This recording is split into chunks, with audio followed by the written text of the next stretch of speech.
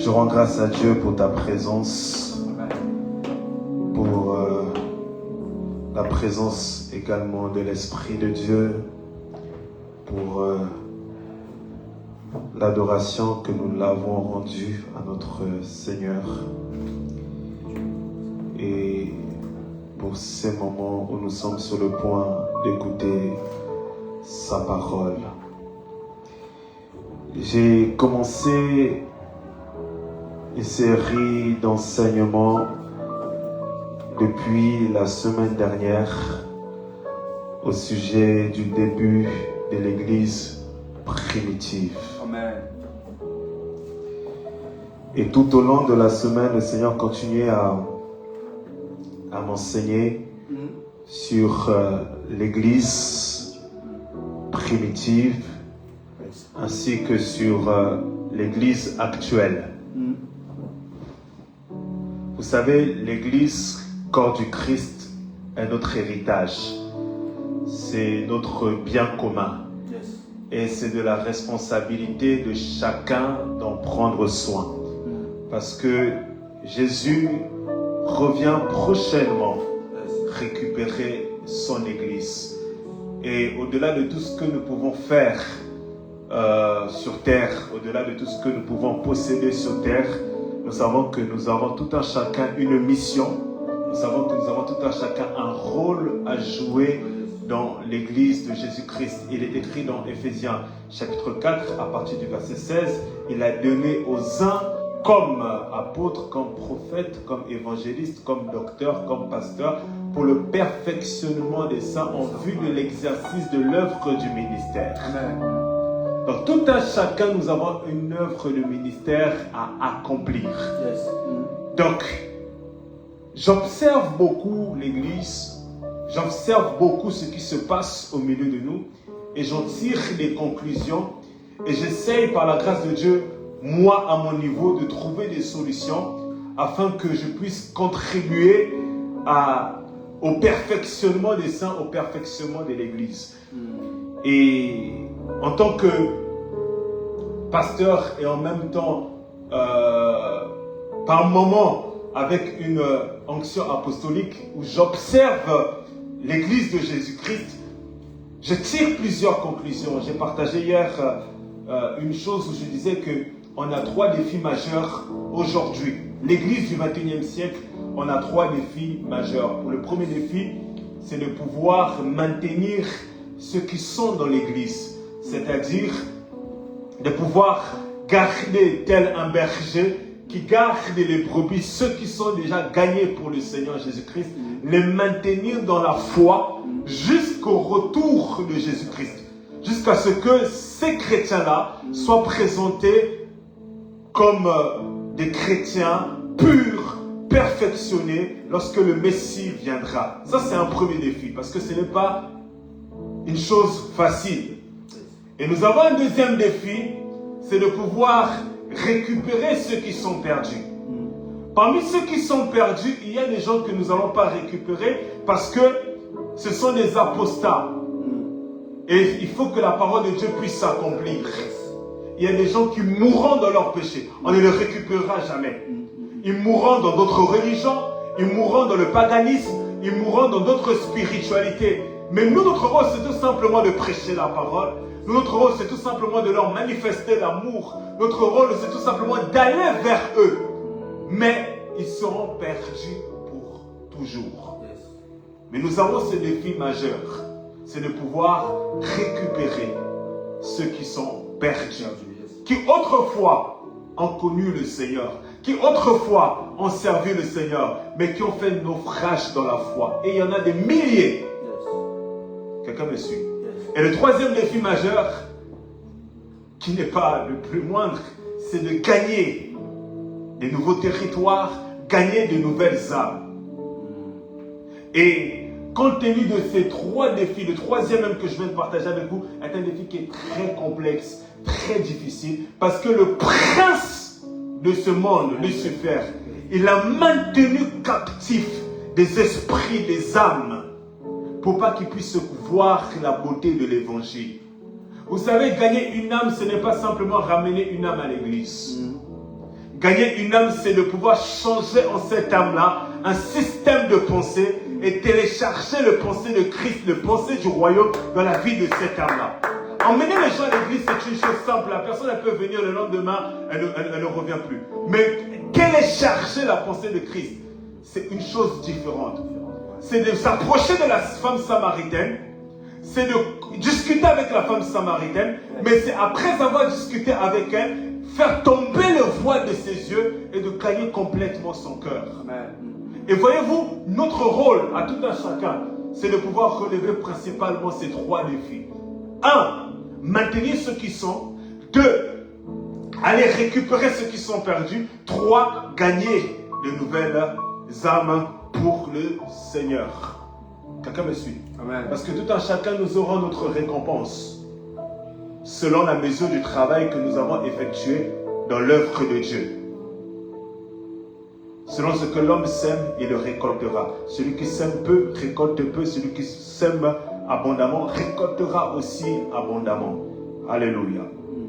Et en continuant à examiner l'Église, j'ai dit que je vais poursuivre sur l'enseignement que j'ai débuté la semaine dernière sur les débuts de l'Église primitive, les débuts de l'Église. Nous avons parlé de beaucoup de choses la semaine dernière et j'aimerais que nous puissions garder en esprit les choses partagées la semaine dernière. La chose suivante que j'aimerais partager avec vous, qu'on observe dans les débuts de l'Église primitive, je vais lire la parole de Dieu pour vous. Vous pouvez rester assis, ne vous inquiétez pas. Je vous donne la référence de Actes chapitre 3, verset 1. La Bible déclare dans Actes chapitre 3, à partir du verset 1, Pierre et Jean montaient au temple à l'heure de la prière, la 9e heure. Je répète, Pierre et Jean montaient au temple à l'heure de la prière, la 9e heure. Je donne encore une deuxième référence dans Actes chapitre 3 au verset 12. Il est écrit ceci. Quand il vit cela, Pierre dit au peuple, hommes d'Israël, pourquoi vous vous étonnez de cela? Pourquoi fixez-vous comme si c'était nous qui avions fait marcher cet homme par notre propre puissance ou par notre propre pied? Alléluia. Amen. Je poursuis. Actes chapitre 4, verset 8. Actes chapitre 4, verset 8, la Bible déclare ceci. Alors Pierre, rempli d'Esprit Saint, leur dit, chef du peuple et ancien, puisque nous sommes interrogés aujourd'hui sur un bienfait accordé à un homme infirme et sur la manière dont il a été sauvé, sachez-le bien vous tous, ainsi que tout le peuple d'Israël, c'est par le nom de Jésus le Nazaréen que vous avez crucifié et que Dieu a réveillé d'entre les morts. C'est par lui que cet homme se présente en bonne santé devant vous. Alléluia. Amen. Amen. La première chose que j'aimerais voir avec vous ce matin, sur les débuts de l'Église primitive, une chose très importante qui est très importante pour nous en cette saison, qui est très importante pour notre communauté, qui est très importante pour là où nous sommes en train d'aller, qui est très importante pour toutes les églises de la terre, qui est très importante pour l'église de Jésus-Christ, et que nous voyons dans les références que je vous ai données, c'est qu'il y avait un leadership fort de l'apôtre Pierre. Je répète, il y avait un leadership fort de l'apôtre Pierre. La semaine dernière, j'ai parlé de Pierre, très rapidement, et cette semaine, j'aimerais poursuivre sur l'apôtre Pierre. Vous allez remarquer que dans les références que je vous ai données, très souvent, on voit Pierre qui est au premier plan. Très souvent, on voit Pierre qui prend la parole au milieu des frères. Très souvent, on voit Pierre qui est en train de travailler. Très souvent, on voit Pierre en train de ministrer. Très souvent, on voit Pierre en train d'opérer dans l'onction. Très souvent, on voit Pierre en train de s'adresser aux Cendréens. Très souvent, on voit Pierre en train de subir certaines persécutions. Très souvent, on voit Pierre en train de prier au milieu des frères. Ce que je veux dire par là, c'est quoi? C'est que lorsque vous bâtissez, lorsque vous êtes en train de poser des fondements, vous allez trouver qu'il y a des ministères qui vont se démarquer plus que d'autres. Alléluia. Il y a de ces ministères qui seront plus visibles plus que d'autres. Il y a de ces ministères qui vont faire plus que d'autres. Il y a de ces leaderships qui seront plus marqués d'autres. Il y a de ces leaderships qui seront plus en vue que d'autres. Mais vous ne devez pas vous inquiéter parce que Dieu a fait des choses ainsi. Vous ne devez pas vous combattre parce que Dieu a fait des choses ainsi. Vous ne devez pas vous jalouser parce que Dieu a fait des choses ainsi. Dans l'église primitive, il y avait des gens qui étaient plus en vue que d'autres. Dans l'église primitive, il y avait des gens qui marquaient plus, ils avaient plus d'impact que d'autres. Dans l'église primitive, il y avait des gens qui voyaient plus leur visage que d'autres. On voyait plus leurs implications que d'autres. Mais c'était comme cela que Dieu avait prévu les choses. Parce que la Bible déclare, il l'a donné aux uns, mais il l'a donné aussi aux autres. Mais l'impact des uns et l'impact des autres n'est pas la même chose. Amen. Quelqu'un me suit? Amen. Il y avait Pierre, il y avait Jean, il y avait Jacques, il y avait les autres. Mais lorsqu'il s'agissait de Pierre, Pierre était tout petit peu plus en avant que les autres. Lorsqu'il s'agissait de prendre la parole dans l'église, Pierre, vous allez voir, c'est celui qui prenait le plus souvent la parole. Lorsqu'il s'agissait d'aller s'adresser aux Sandriens, c'est Pierre qui se présentait le plus souvent. Pourquoi? Parce que c'est à lui que Dieu avait donné un certain leadership dans l'église. C'était à lui que Dieu avait donné les clés des portes d'ouvrir et de fermer. C'était lui que Jésus avait désigné d'être un tout petit peu plus en avant que les autres. Bien aimé, il y a la chose de se présenter et il y a la chose que Dieu te présente. C'est différent lorsque toi tu te présentes de toi-même et lorsque c'est Dieu qui te démarque. Et il y a de ces personnes comme ça dans l'œuvre de Dieu. Ce ne sont pas eux qui se démarquent d'eux-mêmes, mais c'est Dieu qui les démarque à cause du travail qu'il doit faire avec eux.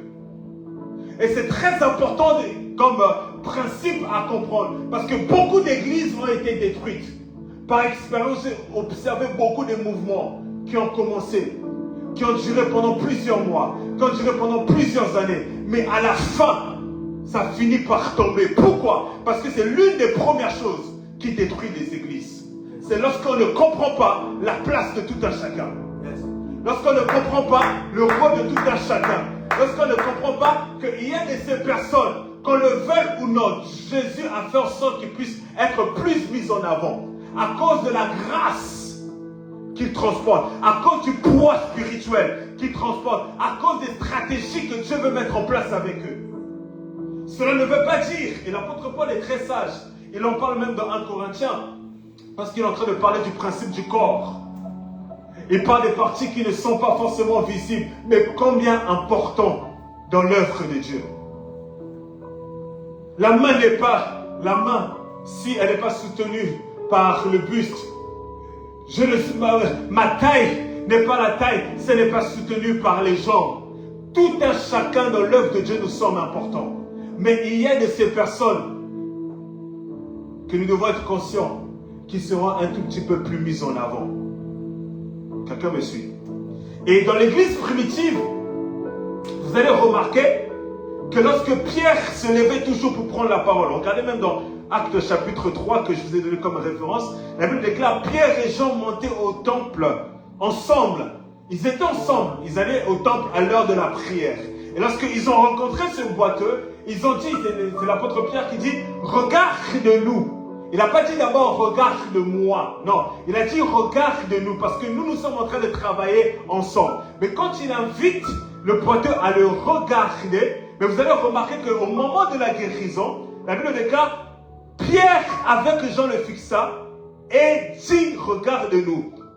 Puis les observés s'attendant à recevoir de quelque chose, mais Pierre dit, il dit au début, il dit regarde-nous. Il aurait pu dire regarde-moi parce que c'est moi qui va faire le miracle. Il a dit non, là on est deux en train de travailler. Regarde-nous. Mais lorsqu'il s'agit du miracle, la Bible dit Pierre dit, je n'ai ni d'or ni d'argent à te donner, mais ce que j'ai, je te le donne par le nom de Jésus-Christ. Lève-toi et marche. Ce que j'ai, je te le donne. Il n'a pas dit bon, mais Pierre, il n'est pas écrit, mais Pierre et Jean disent.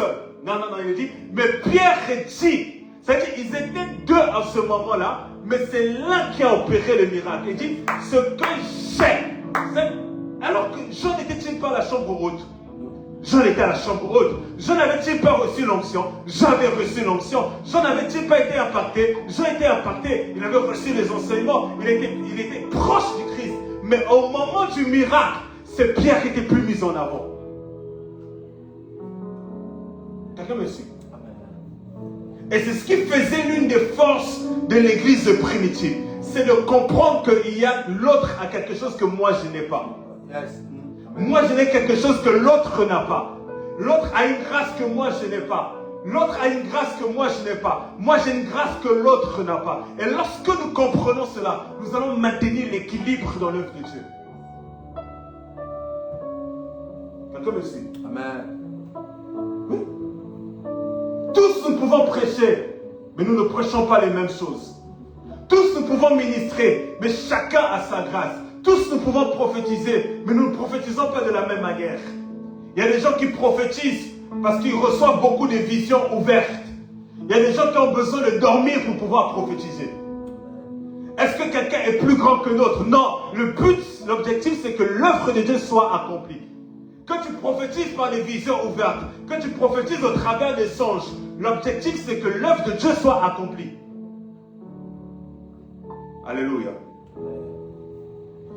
Ce que j'aimerais dire, c'est qu'il y a des leaderships qui sont plus affirmés que d'autres. Et il y avait cela dans l'église primitive. Et dans les églises d'aujourd'hui, que nous le voulons ou pas, il y a des hommes qui ont un leadership beaucoup plus affirmé que d'autres. Il y a des hommes que Dieu a placés. Regardez même la communauté d'Israël dans l'ancien temps. Moïse, Dieu a suscité Moïse. Il l'a placé à la tête d'un peuple qui était près de 1 million de personnes. Imaginez-vous, un homme qui a commis, il nous a été prêché par l'homme de Dieu, Jospin, de Moïse, avec ses erreurs, il y a quelques semaines. Un homme qui a commis bon nombre d'erreurs. Mais c'est cet homme-là que Dieu prend, il l'établit devant un peuple de 1 million de personnes. Mais Moïse, il avait, parce que si vous regardez la famille de Moïse, selon mes études, Moïse n'était pas l'aîné de sa famille. Moïse n'était pas l'aîné. Il y avait Aaron, il y avait sa sœur. Moïse n'était pas l'aîné, Marie. Dans d'autres versions, Myriam. Donc, ce n'était pas l'aîné de la famille, mais son leadership était fort. À telle enseigne qu'à un moment, sa sœur voulait contester ce leadership. Elle pensait que l'église, c'est une affaire de famille. C'est une affaire de lignée famille. Non. Et au moment où on voulait contester, Dieu est venu défendre le leadership de Moïse. À un moment même, les gens voulaient contester le leadership de Aaron. Dieu voulait prouver que non, il y a Aaron et il y a les autres. On mettait la verge qui est là. On va voir au bout de 24 heures laquelle des verges va fleurir. Quelqu'un me suit? Et il y a une chose que j'aime beaucoup. Pendant que Jésus, regardez, Jean-Baptiste a commencé le ministère avant Jésus. Oui, Jean-Baptiste est rassemblé de foule. Jésus était encore incognito. Jésus vient dans la foule de Jean-Baptiste. Jean-Baptiste prophétise sur Jésus. Il dit, voici l'agneau de Dieu qui ôte les péchés de ce monde. La foule a entendu cela. Il y a des disciples qui ont entendu cela. Et il y a des disciples qui ont quitté Jean-Baptiste pour suivre Jésus-Christ. Suivez très attentivement. Et un jour, la Bible déclare, il y a des disciples, des gens qui sont venus voir Jean. Ils disent à Jean, mais l'homme sur lequel tu as prophétisé là, on le voit de l'autre côté en train de baptiser. Et il y a beaucoup de gens qui sont en train de le suivre. Regardez, beaucoup des oppositions entre ministres de Dieu ne sont pas le résultat d'un dysfonctionnement entre ces ministres. C'est tout simplement le résultat de l'immaturité des certains fidèles. Oui. Parce qu'entre Jean et Jésus, il n'y avait pas de problème. Mais le problème a été mis en exergue par les fidèles, par les disciples. Ils ont commencé à... Imaginez si Jésus n'était pas un homme mature et Jean n'était pas un homme mature, la jalousie allait rentrer entre les deux. Lorsqu'on est venu dire à Jean-Baptiste, le gars là, il est en train de... Beaucoup de gens sont en train de le suivre. Alors que toi, tu as prophétisé sur lui. Toi, tu as commencé avant lui.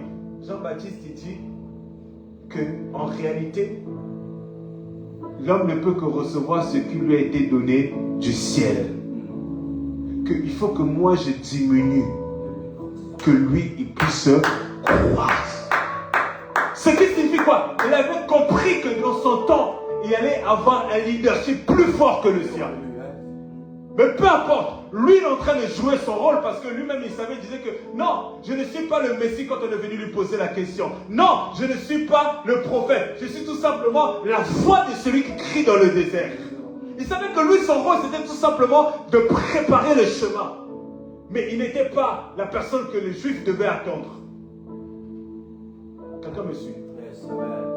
Et c'est ce qui se passait dans l'église primitive.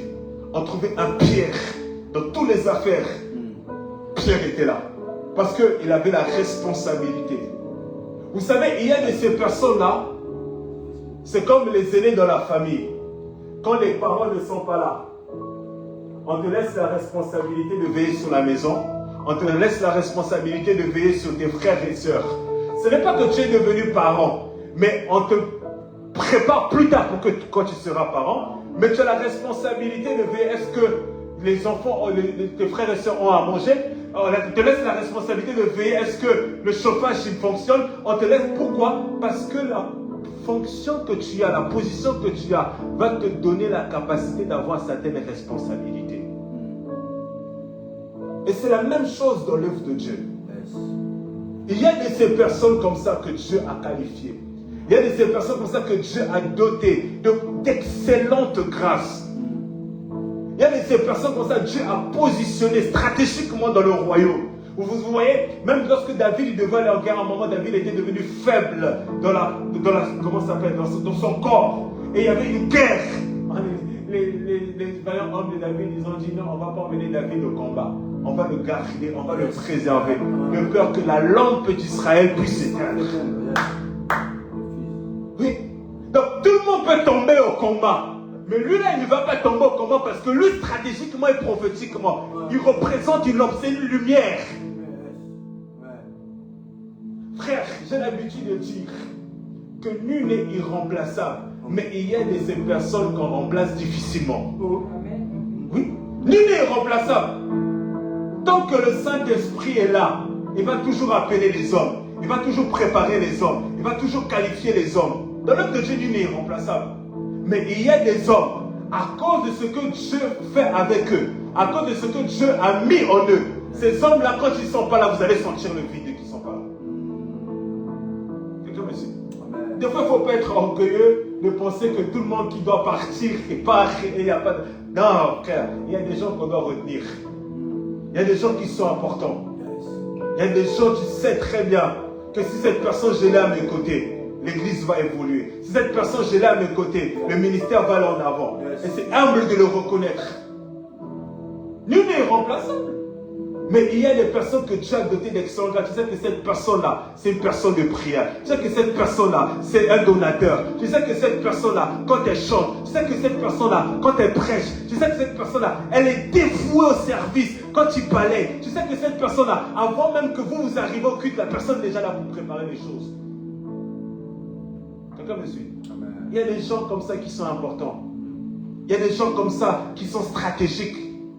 Il y a des gens comme ça dans le royaume de Dieu. Quand Dieu les voit, Dieu les a dotés des grâces. Dieu les a dotés des bénédictions pour qu'ils puissent les disposer pour son église. Et Pierre, vous remarquez qu'il était souvent mis en avant. Parce que Jésus l'avait préparé à être le leader de ses frères. Et il était aux côtés de son... Il a appris le leadership aux côtés de son père spirituel, Jésus. Parce qu'il y a des expériences quand Jésus devait avoir, il emmenait Pierre, Jean et Jacques. Et il y a de ces choses où Jésus était très dur avec Pierre, mais c'était pour sa formation. Et il y a de ces choses comme ça. Jésus préparait Pierre parce qu'il savait la mission que je vais lui donner, le rôle que je vais lui donner. Tu vas être en avant. Et vous allez remarquer les gens que Dieu prépare pour un leadership fort. Ils n'ont pas toujours eu une vie simple. Ils n'ont pas toujours eu des vies simples. Pourquoi? Tu ne peux pas être un bon leader si tu ne sais pas être fort mentalement, si tu ne sais pas être fort spirituellement, parce qu'à ton tour, tu dois fortifier tes frères. Quelqu'un me suit? Quand il y a eu la guerre mondiale, je ne sais plus si c'était la première ou la deuxième. Aujourd'hui, les Français, parmi les hommes politiques qui ont marqué l'histoire de France, il y a un homme qui se souvient toujours, il s'agit de Gaulle. Oui. Ils peuvent insulter, même l'opposition, ils célèbrent souvent De Gaulle. Pourquoi? Parce que pendant la guerre, le général, il était à l'extérieur du pays.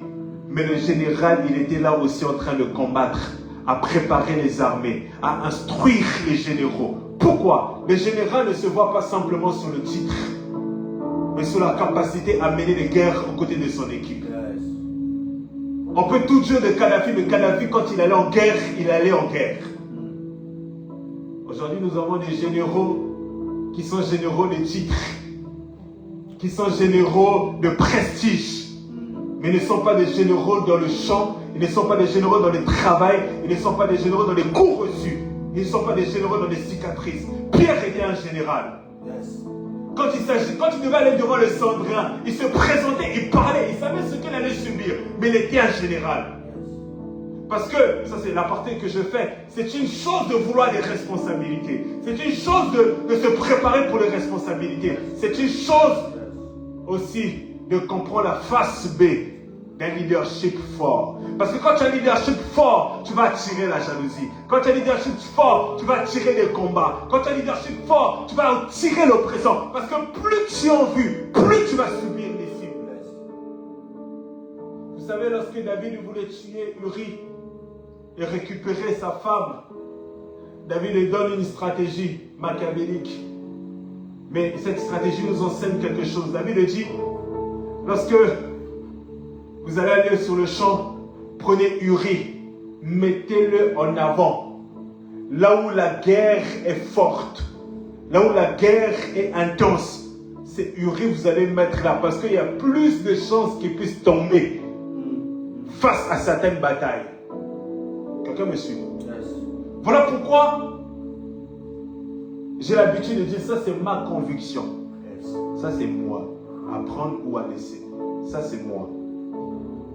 Moi, je ne crois pas que Dieu nous appelle automatiquement en couple. C'est-à-dire, je vais expliquer.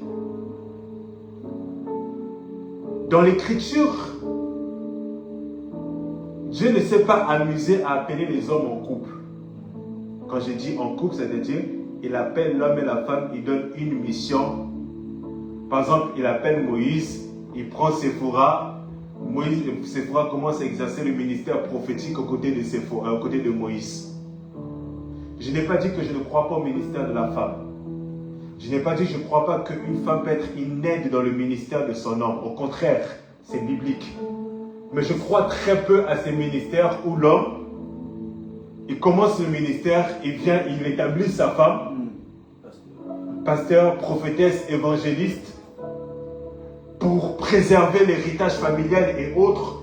Certains sont vraiment appelés Dieu. Pourquoi? Parce qu'un homme qui est spirituel et un homme qui aime sincèrement sa femme, il y a des choses que tu ne vas pas l'exposer. Quand tu comprends le mystère derrière le ministère, combien c'est dur, combien il y a des batailles, combien il y a des esprits, le fait que tu sois en avant, tu vas protéger ta femme. Alléluia. Amen. Tu ne vas pas l'exposer à certaines réalités de ministère. Tu préfères toi-même en tant que général prendre des coups de chérie, reste derrière toi, prie pour moi, jeûne pour moi, Serge est derrière moi, mais en avant c'est moi qui me mettrai. Quelqu'un me suit? Ça c'est ce à quoi je crois. Après, il y a des femmes que Dieu a appelées aux côtés de certains hommes. Ok, si Dieu a réellement appelé, mais si c'est juste pour le prestige, couple pastoral, couple prophétique, couple apostolique, non. Voilà pourquoi il y a beaucoup qui tombent. Pourquoi? Parce que la femme n'a pas été préparée. Être devant du ministère, ce n'est pas simplement savoir prier, savoir jeûner, savoir conduire le culte. Ce n'est pas que ça. C'est plus que ça. C'est un appel. C'est une onction. Ce sont les catégories d'anges qui marchent avec toi. Quelqu'un me suit? Donc quand tu es plus mis en avant, il y a aussi certains défis que tu auras, certaines tentations que tu auras, certaines réalités que tu auras. Voilà pourquoi Dieu a pris le temps de préparer Pierre.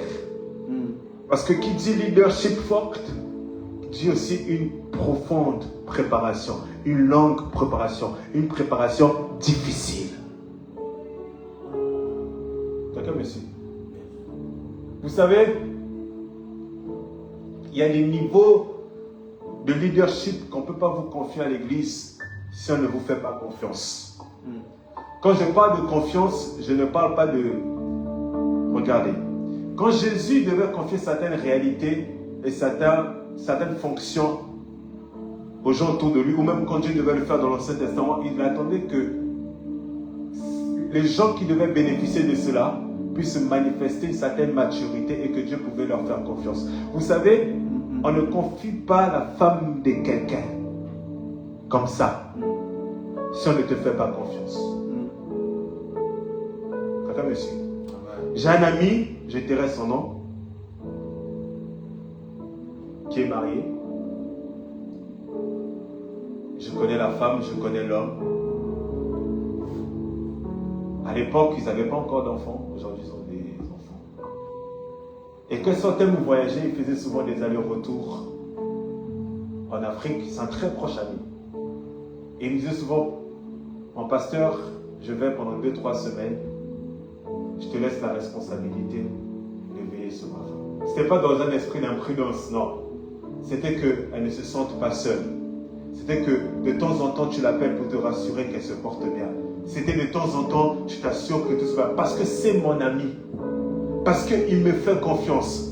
Et s'il y a un problème, il dit à sa femme, s'il y a des personnes que tu peux appeler, c'est le pasteur Duvel. Parce que lui, il saura comment me joindre directement. Ces niveaux de choses-là, on ne peut pas faire ça avec n'importe qui. On fait ça avec des gens en qui on a confiance. Aujourd'hui, je peux ne pas être chez moi. Je pars en voyage pendant 1 mois, 3 semaines. Ce n'est pas n'importe qui je vais laisser les clés de ma maison. Je sais que ma petite sœur, je peux lui dire, Paola, je ne serai pas là. Tiens les clés de ma maison. Fais ce que tu as envie de faire. Pourquoi? C'est mon sang, j'ai confiance en elle. Et je lui laisserai cette charge-là. Parce que je sais qu'elle en prendra soin. J'ai pris le temps de l'observer. J'ai grandi avec elle. Je connais ses valeurs. Quelqu'un me suit? Mais je ne laisserai pas mon petit frère. C'est pas que je n'ai pas confiance, alors que c'est mon sang aussi. Et que je l'aime. Je ne laisserai pas parce qu'il n'a pas encore la même maturité. Oui. Vous comprenez ce que je suis en train de dire? Donc, je les aime tous les deux de la même manière. Mais la confiance et ce que je vais leur donner comme responsabilité va dépendre de la confiance que j'ai et le niveau de maturité qu'ils expriment. Si je laisse à mon petit frère, je sais comment je vais trouver mon appartement. Mais si je laisse à ma soeur, je sais comment je vais trouver aussi mon appartement. Si je laisse à mon petit frère, je laisserai 24 heures. Mais j'appellerai tous les 2 ou 3 heures pour savoir si tout se passe bien. Mais si je laisse à ma petite soeur, je peux dormir tranquille. Quelqu'un me suit? C'est pareil dans l'œuvre de Dieu. Jésus ne peut pas te confier beaucoup de grandes choses s'il ne te fait pas confiance. Si tu ne fais pas certaines preuves de maturité. Un homme de Dieu, ton pasteur, ne peut pas te confier certaines responsabilités. C'est pas qu'il n'a pas confiance en toi, c'est qu'il attend de voir des fois certaines maturités. Comme tu dis. Je me rappelle à l'époque, vous savez, Dieu sait comment briser les gens. J'ai été ordonné dans le ministère pastoral en 2014. Je me rappelle, c'était septembre 2014. Le 11 ou le 14 septembre 2014. Je suis ordonné dans le ministère pastoral. Officiellement, même si je prêchais, je servais Dieu avant, officiellement, l'Église te reconnaît comme pasteur. Après cela, je vois mon père spirituel, je vois dans les plannings, il me dit, fils, pendant un temps, tu vas aller continuer à faire l'école du dimanche.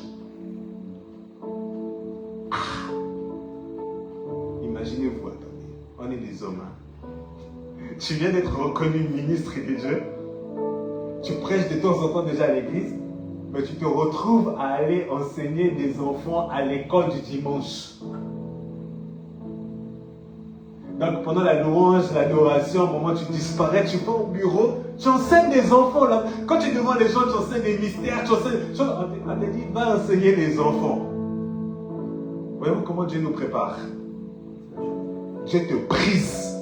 Et quand tu vas enseigner les enfants, tu enseignes aussi avec joie. Là, tu commences à enseigner, bon, tu dis, Seigneur, moi j'ai envie d'aller là-bas, aller enseigner les adultes. On m'emmène enseigner les enfants. Je suis pasteur, je ne suis pas frère, je suis pasteur. Mais Dieu m'a, je pense que ça a duré 1 an et demi, 2 ans, avant qu'une autre personne puisse récupérer la responsabilité de l'école du dimanche. Mais c'était une période qui m'a enseigné et qui m'a préparé de savoir que même si tu peux avoir un titre et une fonction, Dieu peut t'emmener dans ce qui peut paraître petit pour toi, mais utile pour t'emmener loin. Amen. Et ça, je vous parle en 2025, c'était il y a 10 ans, 11 ans, 12 ans passés.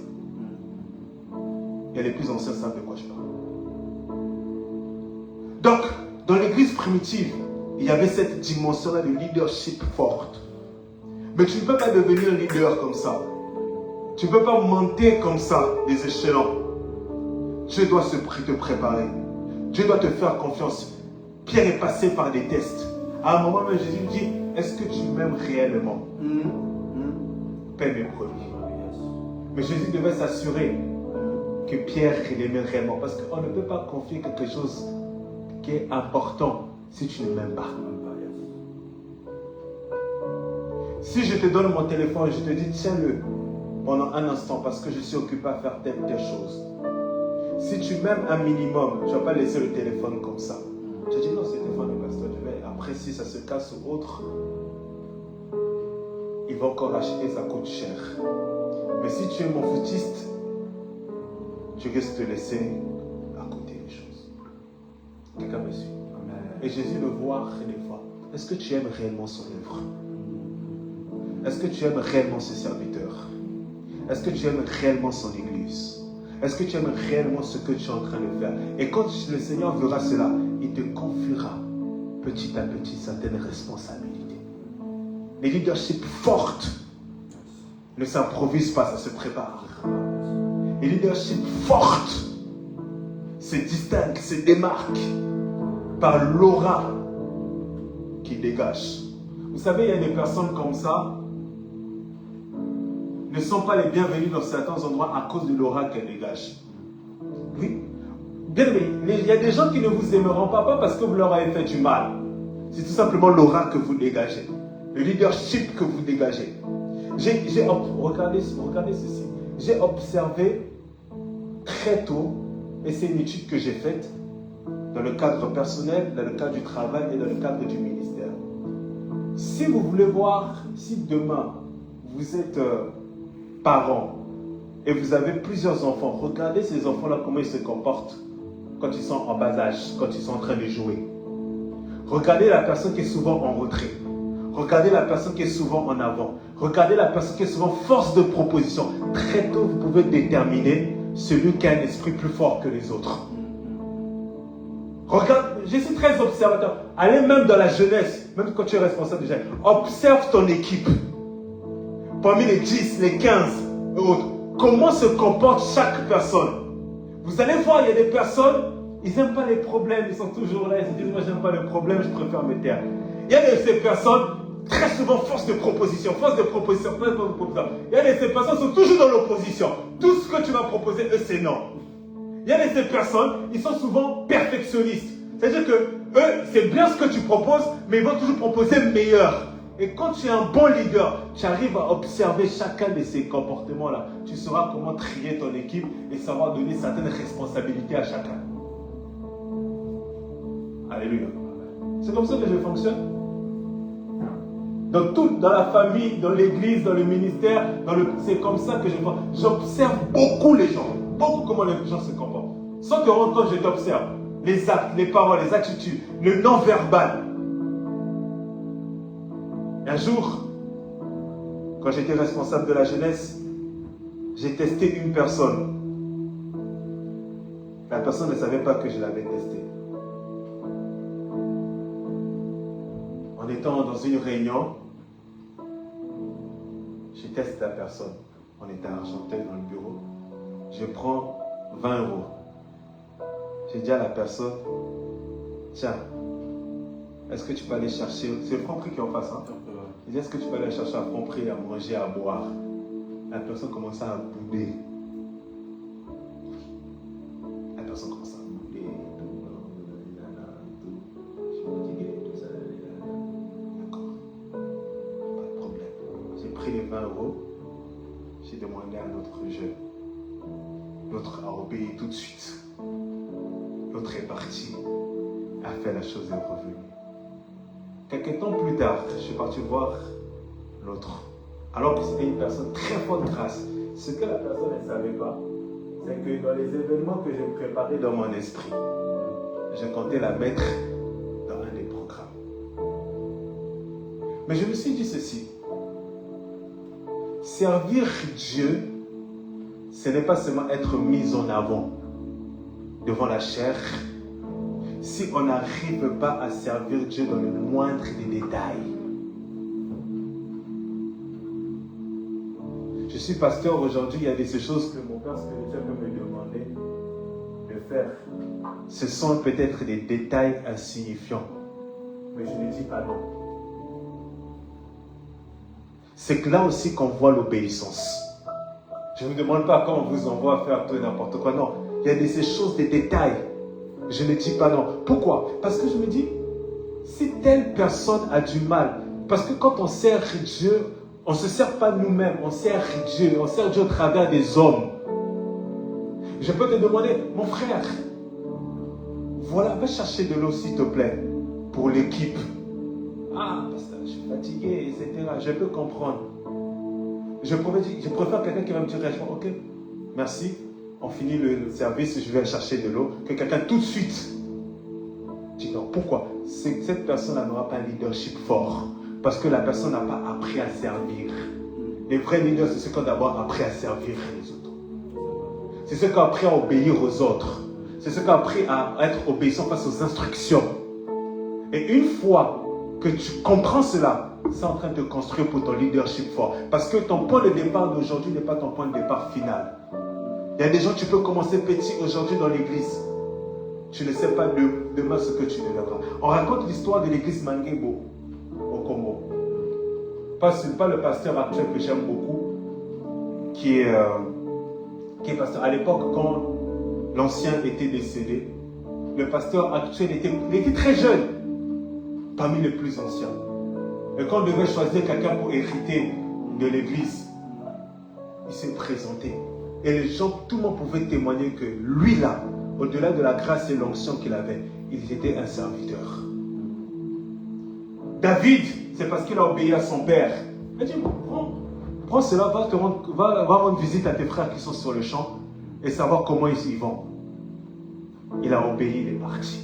C'est là qu'a commencé le processus qui va le faire rencontrer la gloire et l'onction qui était prévue pour lui. Quelqu'un me suit? La deuxième chose que l'on observe, c'est la deuxième chose que j'aimerais partager et à terminer par là. Acte chapitre 4. Acte chapitre 4, versets 32 à 34. Acte chapitre 4, je vais lire pour vous, gagner du temps. Versets 32 à 34. La Bible déclare ceci. La multitude de ceux qui étaient devenus croyants était un seul cœur et une seule âme. Personne ne disait que ses biens lui appartenaient en propre, mais tout était commun entre eux. Avec une grande puissance, les apôtres rendaient témoignage de la résurrection du Seigneur Jésus, et une grande grâce était sur eux. Parmi eux, en effet, personne n'était dans le dénuement, car tous ceux qui possédaient des champs ou des maisons les vendaient, apportaient le prix de ce qu'ils avaient vendu et le déposaient aux pieds des apôtres et l'en distribuaient à chacun selon ses besoins. La deuxième chose marquante que l'on observe dans les débuts de l'église primitive, c'était une église puissante économiquement. C'était une église puissante économiquement. Cette portion de l'écriture nous révèle que l'église, elle avait des biens. Il y avait des personnes qui possédaient des biens. Il y avait des personnes qui possédaient des terrains. Il y avait des personnes qui possédaient des champs. Il y avait des personnes qui possédaient des maisons. Et ils les vendaient. Donc on voit que ce n'était pas une église des personnes pauvres. C'était une église des personnes qui avaient des possessions. Ils avaient des biens matériels. C'était une église des personnes qui étaient riches en biens. C'était une église des personnes qui avaient de l'argent. Vous allez voir plus tard, on nous parle de Lydie, on nous parle d'autres personnes qui soutenaient l'œuvre des apôtres. Ce que je veux dire par là, c'est quoi? C'est que Dieu n'est pas contre la richesse. Dieu devient contre la richesse lorsque la richesse devient une idole dans notre cœur. Lorsque l'argent devient un Dieu dans notre cœur et nous sombrons dans la cupidité. C'est là que Dieu devient contre la richesse. Mais Dieu ne sera jamais contre la richesse dans son église. Dieu ne sera jamais contre l'argent dans son église. Si vous lisez très bien les Écritures, vous allez vous rendre compte que même dans le royaume de Dieu, le royaume de Dieu est pavé de gloire, d'or, de beauté, de splendeur. Lorsqu'on voit Jésus, déjà est habillé de vêtements de qualité. Lorsqu'on voit, le royaume de Dieu, on voit les débuts de l'église, on voit des hommes qui avaient l'argent. Je suis contre cet évangile qui emmène les chrétiens tout simplement à s'attacher à Dieu aux chrétiens. Ne vous attachez pas aux choses de la terre parce que nous n'allons pas les emporter. Oui, c'est vrai que tout est éphémère. Je suis la première personne à le prêcher. Mais en même temps, si nous sommes sur cette terre, c'est de pouvoir vivre Christ dans toutes ses dimensions. Dans la dimension de la puissance, dans la dimension de la sagesse, dans la dimension de la gloire, mais aussi dans la dimension économique. Écoutez-moi. Moi je paye mon loyer chaque le 4. Donc le 4, j'ai fait un virement automatique de mon compte vers le compte de mon bailleur. Donc je n'ai même pas besoin de réfléchir sur le montant, je mets, ça part directement dans tout ça. Donc quand le 4 arrive, je prie pas en langue, ré babababa, rin bébé bébé, ré kakakakaka, pré pépé, et que mon loyer, si je ne paye pas mon loyer, vers le 7, le 8, le temps peut-être qu'ils enregistrent, je vais recevoir une notification. Loyer impayé, pasteur ou pas pasteur, onction ou pas onction, ange ou pas ange, loyer pas impayé. Si j'ai faim, je ne vais pas aller devant mon frigo, reka bababa, rinde bababa, re bababa, et là va commencer à apparaître du jus, commencer à apparaître de l'eau, des bananes, des non. Je vais mourir de faim. Si j'ai besoin d'aller me coiffer, je ne vais pas aller chez le coiffeur, rine des bébés, et les cheveux commencent à pousser comme Samson. Non! Après avoir fini la coupe, il va me demander, chef, l'argent. Si je dois rendre visite à certaines personnes, quand tu pars là-bas, tu ne vas pas dire seulement que Dieu te bénisse. Non, rinda bababa, papa, tu n'as pas 15-20 euros pour les courses. Même si tu n'as pas grand-chose, bon, j'ai pas grand-chose, mais j'ai bon 5-10 euros, prends cela. Écoutez-moi, l'argent est très important. Et l'église du premier siècle, ils avaient compris cela. Et ils possédaient. Et aujourd'hui, l'église, nous devons posséder de l'argent. Nous devons posséder des biens. Nous devons posséder des choses sur cette terre. Oui. Non que ces choses doivent être de Dieu. Aller seulement à la poursuite. Non. Nous devons maintenir la spiritualité. Mes frères, nous devons posséder de l'argent. Économiquement, moi je regarde la liste des hommes les plus riches. Je vois des Qataris, je vois des Arabes, je vois des Chinois, je vois des Asiatiques, je vois des païens, je vois des homosexuels, très peu des chrétiens. Et quand ce sont des chrétiens, ce sont des chrétiens anglophones. On est en dessous. Mais tu vois, tu entends les milliards que les Qataris ils ont. Mais ils ne prient pas Jésus. Dubaï, que là où tout le monde rêve de partir, ou là où tout le monde va. Dubaï s'est construit en quelques années. Ça n'existait pas, c'est sorti de terre. Quelqu'un me suit? Moi, je suis révolutionné, révolté quand je vois ce genre de choses. Nous, au Congo, en Afrique, on prie beaucoup, on est pauvres. Je n'ai pas dit que, comment ça s'appelle, la prière fait tout, non. Parce que les gens pensent seulement en priant que tout va s'arranger. Voilà pourquoi je suis contre les églises qui s'ouvrent de lundi à dimanche. Oui. Lundi à dimanche, vous avez programme. Vous travaillez quand, vous allez entreprendre quand, vous allez chercher l'argent quand. Quelqu'un me suit? Parce que le contexte où j'ai su organiser le ministère, ce n'est pas le même contexte que nous, aujourd'hui, on organise nos ministères. Donc, il est très important d'aspirer à être béni financièrement. Qui dit que, regardez, j'ai fait ce constat, je crois que j'ai échangé avec quelqu'un dernièrement. Toutes les églises, pratiquement 80% des églises dites africaines, nous sommes dans les zones industrielles. Pas l'habitude de dire ça. On nous met des endroits reculés, nous sommes dans les zones industrielles. À tel enseigne, des fois, il y a certaines zones qui ne veulent plus de nous. Soit, pourquoi on est rentré dans un combat spirituel? Parce qu'il y a des systèmes de ce monde qui combattent l'église. Soit, il y a des églises qui ont cumulé les impayés. Il faut se dire la vérité. Hein? Il y a des propriétaires qui ne veulent plus des églises. Nous allons chasser les démons. Au début du mois ou à la fin du mois, quand nous devons payer le loyer, ça devient difficile. Quand nous devons financer des projets, ça devient difficile. Quelqu'un me suit? J'ai entendu un pasteur du Congo dont j'étais réellement connu. Il disait dans une de ses prédications dernièrement qu'il avait reçu une grande offrande de plus de 250 000 $, des gens qui ont financé la construction de son église. J'ai dit, waouh! Gloire à Dieu, 250 000 $. Et on le sait, il y a des gens qui financent des grandes constructions, etc.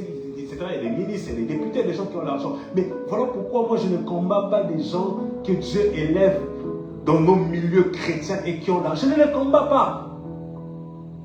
Parce que je sais qu'il y a des gens que Dieu a donné la grâce de la parole, des gens qui ont donné la grâce de l'enseignement, et il y a des gens que Dieu a donné la grâce de l'argent. Quelqu'un me suit? Que Dieu te donne beaucoup d'argent. Amen. Que Dieu te donne beaucoup. Franchement, que Dieu multiplie tes finances, qu'il multiplie ton argent, qu'il multiplie ton compte en banque.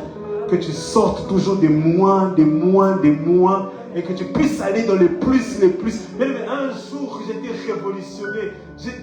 Frère, découvert, c'est pas bon, c'est pas notre argent. On croit que les découvertes, il y a des gens, si tu gagnes 1500, tu as peut-être 500 € de découvert, tu crois que tu as un salaire de 2000. Non! Découvert, ce n'est pas notre argent. Donc tu payes, tu dis j'ai 2000 € de... Non, tu n'as pas 2000 €. Tu arrives à 8 du mois, tu vois déjà... moins 200. Non, à un moment, je suis rentré dans la prière du Seigneur. Je refuse le rouge. Que les découvertes sont seulement les choses urgentes. Quelqu'un est mort, il y a un mariage d'urgence en Afrique, etc. Tout ça, là. Allez, tu peux taper. Mais que tu puisses être toujours en excédent. C'est-à-dire, ton salaire, il passe, tes charges, il passe, tes dépenses, il passe, mais tu restes encore de là. Ça, c'est la bénédiction.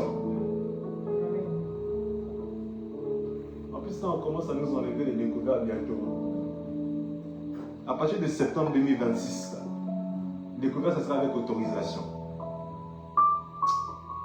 Après, ça nous révolutionne. Eux, ils étaient bénis économiquement. Ce n'était pas une église. Est-ce que ça veut dire que tous seront riches? Non. Est-ce que cela veut dire que tous vont exceller dans les biens? Non. Il y aura des pauvres. Et Jésus est venu pour les pauvres. Mais la pauvreté n'est pas une condition sine qua non qui nous donne accès au royaume. Comme certains nous l'ont prêché à l'époque. Dépouillez-vous de tous. Dépouillez-vous de tous. N'aspirez pas à l'argent. N'aspirez pas au bien de ce monde. N'aspirez pas à cela. Et tout. Pendant ce temps, eux, ils ne refusaient pas de construire des maisons. Eux, ils ne refusaient pas d'avoir des comptes en banque bénis. Mais c'est toi qui t'es appauvri pendant que d'autres montaient. Oui, tout est éphémère. Je suis d'accord.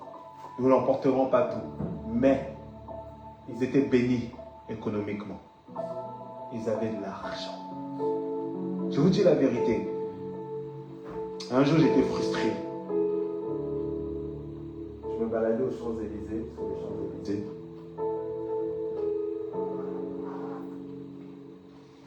J'aime les belles choses. Hein. Je rencontre un magasin. Tout au hasard, je passe devant le magasin Berluti. Vous connaissez Berluti? Ils ont des très belles chaussures. Souvent, j'ai un pasteur que je connais qui est en Côte d'Ivoire. Il aime beaucoup mettre les Berluti. Et quand je le vois avec les berlutis, je trouve ça propre, j'aime bien, j'aime beaucoup. Je vois les berlutis au travers du truc. Je suis content, je dis waouh, magnifique. Je regarde comme ça le prix. 1000 et voilà, c'est ça. 1000 et quelques, je dis tiens, j'ai fait demi-tour. J'ai avancé, j'ai dit 1000 et quelques, il fallait prendre crédit ou juste pour les berlutis. Mais j'étais frustré dans mon intérieur, je me suis dit, Dieu, il y a des choses que tu veux, il y a des choses que tu aimes, mais tu ne vas pas pouvoir te le prendre parce que tu dois réfléchir, je dois payer le loyer, je dois faire ceci, je dois faire cela. Alors qu'il y a des berlutis que tu as envie de mettre que tu ne peux pas. Alors qu'il y a des hommes qui viennent comme ça, carte bleue comme ça, il met seulement sans contact. Si il a les berlutis, il rentre avec. Ah, ça m'a frustré. Je vous dis la vérité, ça m'a frustré. J'ai dit, Seigneur, donne-moi beaucoup d'argent. J'aime les belles choses. Tu ne peux pas me laisser comme ça. Donne-moi beaucoup d'argent. Et quand tu... Bien aimé, il y a des endroits quand tu n'as pas encore beaucoup d'argent, il faut éviter. Tu passes seulement. À un moment, je prends la voiture, je vais sur l'avenue Montaigne. Je passe, je regarde, je vois des 4 chiffres, 5 chiffres. Je me suis dit, je vais taper encore les niveaux, mais un jour ça viendra.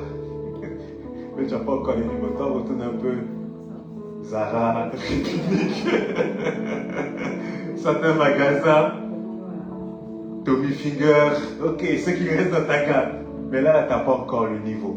Mais j'étais frustré. Un jour, j'ai dit dans la prière, j'ai dit, Seigneur, si les païens peuvent se procurer des choses, à combien plus forte raison nous. Je nous dis ces choses-là pour que ça puisse nous révolter. Frère, cherchons l'argent. On peut commencer déjà à préparer à m'emmener la table. Cherchons l'argent. Cherchons l'argent. Aujourd'hui aussi, ça devient compliqué même pour... J'en parlais avec certains collaborateurs, certains frères dans le ministère. Au Congo, aujourd'hui, il y a des gens qui ne se marient pas parce qu'ils ne veulent pas se marier, parce qu'ils n'ont pas d'argent. Ils n'ont pas les moyens.